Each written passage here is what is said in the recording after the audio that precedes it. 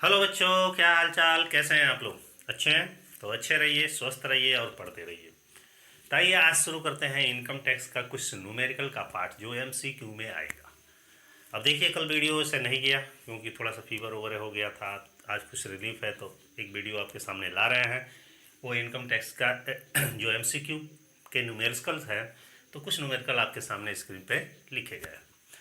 तो जल्दी से तैयार हो जाइए आप लोग, कॉपी कलम निकालिए और कॉपी निकालिए और उस पर लिखना पढ़ना स्टार्ट कर दीजिए कि कैसे न्यूमेरिकल का एमसीक्यू आ सकता है।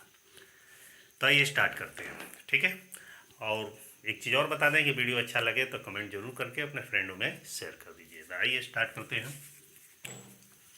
ध्यान दीजिएगा, ये आपके सॉल्व करने के लिए मैं रखा हूँ। इनकम टैक्स आयकर एमसीक्यू न्यूमेरिकल। फर्स्ट इसका क्वेश्चन हमारा है, ध्यान देते रहिएगा। एक व्यक्ति जिसकी उम्र 40 वर्ष है, जैसे मान लीजिए आप हैं, आपकी उम्र 40 वर्ष है, इनकी कुल आय माने टोटल इनकम 17,50,000 है। तो प्रश्न में पूछ रहा है तो कर दायित्व की राशि क्या होगी। इसकी 4 ऑप्शंस दिए गए हैं। तो ऑप्शन तो ऐसे ही रट्टा मार के या अंदाज से तो करेंगे नहीं, इसको सॉल्व करना पड़ेगा। ध्यान दीजिए कैसे सॉल्व किया जाता है। ये जो भी गणना किया जा रहा है असेसमेंट या 2000, ठीक ना, 20 एंड 21 के अकॉर्डिंग किया जा रहा है, क्योंकि पिछले एग्जाम्स हुए नहीं हैं। जो एग्ज़ाम होंगे तो पिछले बेस पे ही होंगे, पिछले असेसमेंट ईयर पे ही। अब चूँकि 1 अप्रैल से नया असेसमेंट ईयर लागू है, तो इसका अभी न बुक आया है न क्लासेस शुरू हैं, तो ये लागू नहीं होंगे। आइए ध्यान दीजिएगा। मान लीजिए क्वेश्चन नंबर हमारा 1 में कह रहा है टोटल इनकम कितना है, 17,50,000, ठीक है, 17,50,000। हमको टैक्स एंड टैक्स लाइबिलिटीज निकालना है। कैसे निकालेंगे? ध्यान दीजिएगा, इस 17 लाख में फर्स्ट 2,50,000 पर जो हमारा टैक्स है वो एकदम नील है, अर्थात जीरो होता है। फिर अगला नेक्स्ट 2,50,000 पर जो हमारा टैक्स है वो कितना परसेंट है, 5% है। 25 25 125 12,500। इस तरह 17.5 लाख में से 5 लाख तक तो हो गया। अब फिर इसके आगे है नेक्स्ट 5 लाख। इस पर जो हमारा टैक्स है सीधे 20% है, क्योंकि 10% का स्लैब पिछले साल हटा दिया गया था। तो 5 दूनी 10 मतलब 1 लाख हो गया। अब ध्यान दीजिएगा, 2.5 5 और 5 10 लाख हो गए। टोटल इनकम है 17.5 लाख। 10 लाख पर टैक्स निकाल चुके हैं, 7.5 लाख बच गया। तो जो हमारा बैलेंस बचेगा कितना, 7,50,000। इस पर जो हमारा टैक्स है वो 30% है। इसका 30% कितना होगा, 3 जीरो, 3 पचे 15, 7 तरीका 21, 1 22। टोटल हम इसको जोड़ देंगे तो ये आएगा इतना, 5 2 7 और 2 1 3, 2 1 3 और 2 1 3, 3,37,000 आएगा, ठीक है। 3,37,500 ये टैक्स आएगा। लेकिन इसके बाद भी कुछ लगता है। क्या लगता है? इसके बाद ऐड इसमें किया जाता है। करने का तो बहुत चीज़ लगता है, लेकिन मैं डायरेक्ट बता दे रहा हूँ, केवल education tax, health and education tax 4%, 3,37,500 का 4%। 4 पच्चे हो जाएगा 20, 7 चौका 28, तो हो जाएगा 30, 4 तिहाई 12, 12 3 हो जाएगा 15, 4 तिहाई 12, 12 1 13।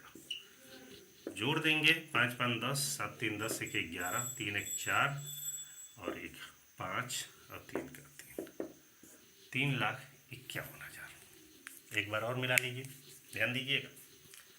17.5 लाख है, शुरू के 2.5 लाख पर एक भी परसेंट नहीं, उसके बाद नेक्स्ट 2.5 लाख पर 5% तो 12,500, 25 25 125। फिर है 5 लाख है, उस पर 20% तो कितना हो जाएगा 20%, 5 दूनी 10, 1 लाख हो गया। फिर 7.5 लाख पर 30% तो 25 75 तियाँ 225 इतना हुआ। टोटल जोड़ दिया जाएगा, 5 2 7, 2 1 3, 2 1 3 हो जाएगा। अब इस पर हम हेल्थ एंड एजुकेशन टैक्स लगाएंगे, वो कितना हमारा होगा 4%। 4% इसका निकाल देंगे, 5 को 20, 7 को 28, 2 30, 4 3 12, अब 12 3 15, 4 3 12, 12 1 13। टोटल जोड़ दिया जाएगा, 5 5 10, 7 3 10, 1 11, 3 1 4, 1 5, 3 का 3।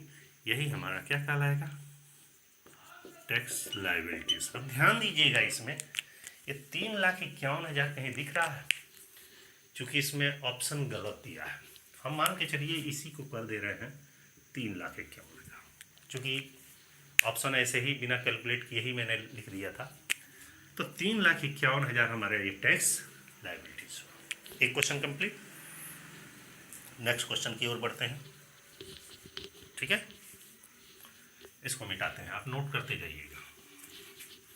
जब भी न्यूमेरिकल का पार्ट आप लोग करिएगा तब आप प्रयास करिएगा कि एक बार रीचेक जरूर कर लें, क्योंकि चांसेस थोड़ा सा गलत होने के भी रहते हैं। क्वेश्चन नंबर 2, राम एक भारतीय नागरिक है। राम एक भारतीय नागरिक है। 10 वर्ष भारत में रहने के बाद नौकरी करने 20 सितंबर 2019 को जापान गया। कर निर्धारण वर्ष 2021 के लिए उसके निवासी स्थिति का निर्धारण कीजिए। ध्यान दीजिएगा, राम एक भारतीय नागरिक है, 10 वर्ष इंडिया में रहा, 10 ईयर इन इंडिया। अब प्रश्न यह है कि वो नौकरी करने के लिए 20 सितंबर 2019 को जापान गया। ध्यान दीजिएगा, 20 सितंबर 2019 मतलब 1 अप्रैल 2019 से 31 मार्च 2020 को कहाँ गया, जापान गया। इस अवधि में वो कितने दिन इंडिया में रहा। 20 सितंबर को जा रहा है तो अप्रैल में मान लीजिए पूरा दिन रहा होगा 30, अप्रैल के बाद मई है 31 दिन, फिर जून है 30 दिन, फिर जुलाई है 31 दिन, सितंबर में गया है ना, मान के चलिए फिर 20 सितंबर तक 20 दिन। टोटल कितना हो जाएगा 2 3 3 6 3 9 9 3 12 2 14, ठीक है, 142 दिन। इतने दिन वो इंडिया में था। कितने दिन इंडिया में था, 142 डे इंडिया में था, क्योंकि 20 सितंबर को वह जापान गया। का निर्धारण 2021 के लिए उसकी निवासी स्थिति ज्ञात कीजिए। निवासी स्थिति में 2 शर्तें होती हैं, पीछे वीडियो है हमारा, पढ़ लीजिएगा। वो है एक आधारभूत शर्त, और दूसरा हमारा है अतिरिक्त शर्त। आधारभूत शर्त में है कि वो गत वर्ष में कम से कम 182 डे भारत में रहा, पहली शर्त है। दूसरा शर्त है कि गत 4 वर्षों में 365 डे भारत में रहा हो और गत वर्ष में 60 डे भारत में रहा, ठीक है। और अतिरिक्त शर्तों में है कि गत वर्ष के पूर्व के 10 वर्षों में कितने वर्ष भारत में रहा हो, 2 वर्ष भारत में रहा, और गत वर्ष के पूर्व के 7 वर्षों में 730 दिन भारत में रहा। ध्यान दीजिएगा, जब कोई करदाता इन दोनों आधारभूत शर्तों में से कोई एक शर्त पूरी करता है, तो कौन सा शर्त, पहला शर्त तो पूरा नहीं कर रहा है, लेकिन वो दूसरा शर्त पूरा कर रहा है, क्योंकि इससे पहले वो 10 ईयर इंडिया में था, तो गत 4 वर्षों में 365 दिन भारत में रहा होगा, गत वर्ष में 60 दिन भारत में रहा होगा, 60 दिन का 142 दिन रहा। इसका मतलब यह शर्त पूरी करता है। और दोनों अतिरिक्त शर्तों में से कोई भी एक शर्त या दोनों शर्त पूरी करता है, तो ऐसी दशा में वो क्या कहलाएगा, भारत का निवासी कहलाएगा या साधारण निवासी कहलाएगा, ठीक है। इसके लिए आप निवास स्थान का करदायी इनकम टैक्स का मेरा लेक्चर है, आप देख सकते हैं, देख लीजिएगा, 4था 5वां लेक्चर में से कोई होगा। फिर आगे बढ़ते हैं 3 नंबर क्वेश्चन पे।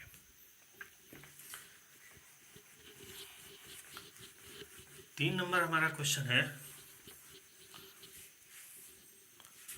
ध्यान दीजिएगा। मोहन एक भारतीय नागरिक है, लंदन में सेवाएं प्रदान कर रहा है, प्रतिवर्ष 3 माह के लिए भारत आता है, लेकिन गत वर्ष 19-20 में 2 माह ही भारत में रहा। कर निर्धारण वर्ष 20-21 के लिए उसकी निवासी स्थिति निर्धारित कीजिए। ध्यान दीजिएगा, पहले तो यह भारतीय नागरिक है और लंदन में सेवा दे रहा। सेवा तो दे रहा है लंदन में, लेकिन हर साल 3 ही महीना के लिए इंडिया आता। तो यहाँ पर लिख दे रहे हैं प्रत्येक वर्ष 3 माह भारत में रहता, लेकिन गत वर्ष में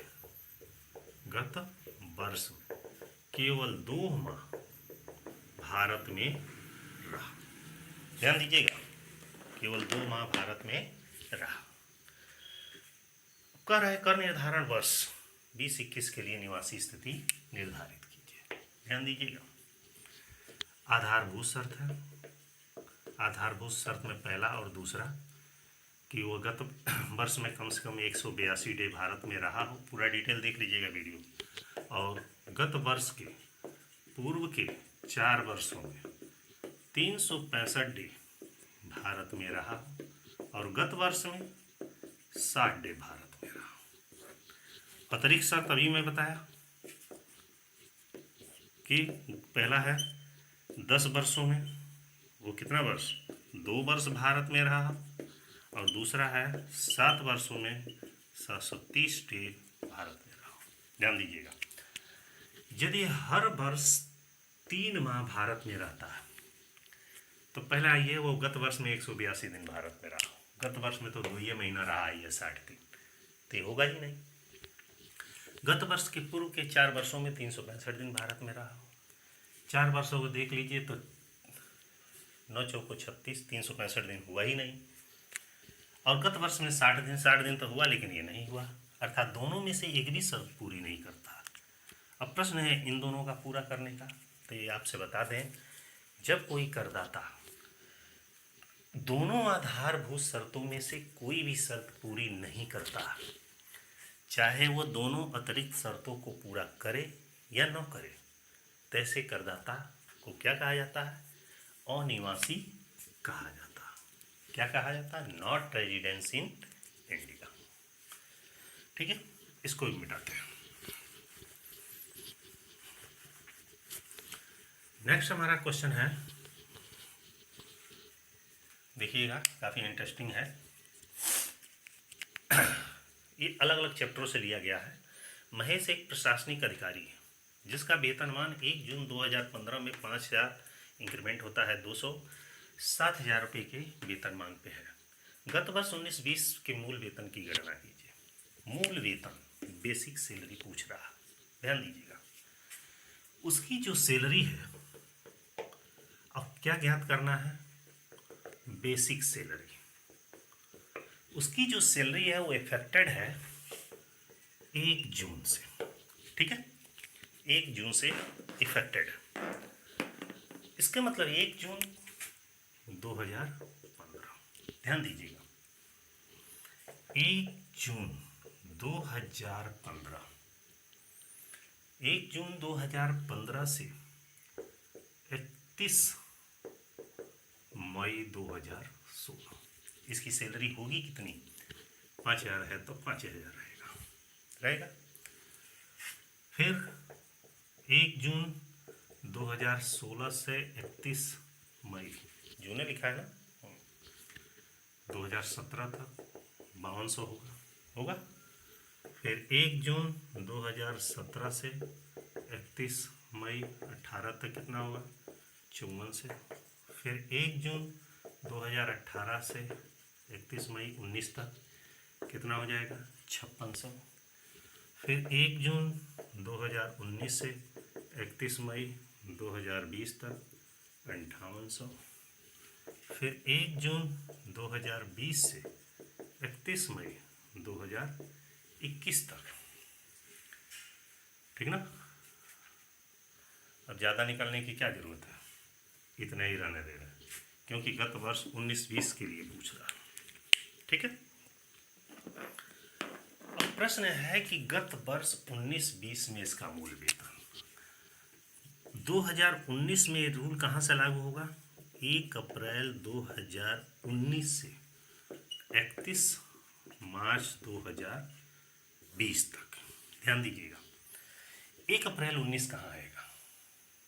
इसमें आएगा 1 अप्रैल 19। 1 अप्रैल 19 का मतलब है अप्रैल मई 2 महीने की सैलरी, अर्थात अप्रैल एंड मई 19 2 महीने की सैलरी किस रेट से है? 5600 गुणे 2 बराबर 6 दूनी 12, 5 दूनी 10, 1 11। शेष बैलेंस सैलरी हो जाएगा जून टू कहाँ तक? मार्च 5800। कितना महीना? 10 महीना। 5 है, कितना हो जाएगा? 58 इतना हो जाएगा। ठीक है, ये आ जाएगा 0, 10 महीने का यही होगा। इसमें आ जाएगा 19-20 के 2 8 1 हो जाएगा, 8 1 9 5 1 69,200 होगा।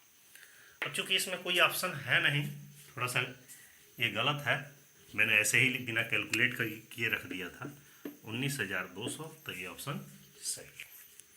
तो ऐसे कैलकुलेट किया जाता है। अब आगे बढ़ते हैं अगले क्वेश्चन पे। अगला हमारा क्वेश्चन है 5 नंबर। ये हाउस प्रॉपर्टी से लिया गया है कि मकान का वास्तविक किराया 8,000 रुपया है, नगर पालिका मूल्य 1,000 रुपया है, तो वार्षिक मूल्य की गणना कीजिए। ध्यान दीजिएगा, शुद्ध वार्षिक मूल्य का हाउस प्रॉपर्टी का ज्ञात करेंगे तो एक्चुअल हमारा रेंट कितना है?